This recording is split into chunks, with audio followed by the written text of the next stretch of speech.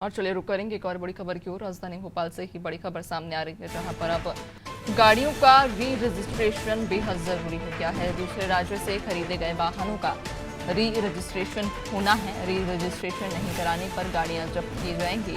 जुलाई से जुर्माना भी लगाया जाएगा। तो आपको बता दें कि अब री रजिस्ट्रेशन गाड़ियों का बेहद ज़रूरी हो गया है, जहां ये नए नियम के तहत अब सभी जो दूसरे राज्यों से वाहन खरीदे गए हैं उन सभी वाहनों का री रजिस्ट्रेशन कराना बेहद ज़रूरी है।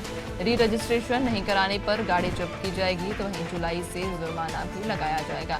ज़्यादा जानकारी देंगे सहयोगी दुर्गेश हमारे साथ बने हुए हैं। दुर्गेश, गाड़ियों का री रजिस्ट्रेशन ज़रूरी है, किन पैमानों के आधार पर दरअसल ये नियम जो है वो लाया गया है, और इस नए नियम के तहत में वो कौन कौन से वो चीज़ें जिन्हें लोगों को पालन करना आवश्यक है?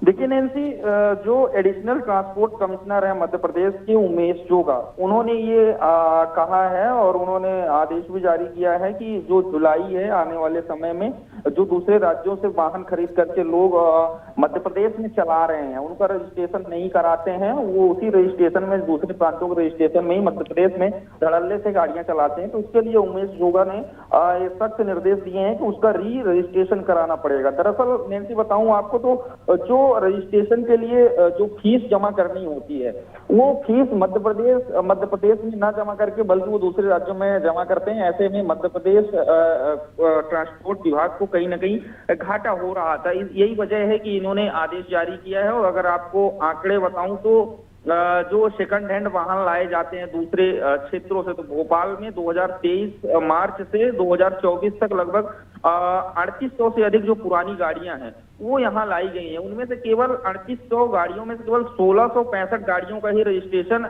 जमा करवाया गया है आरटीओ में।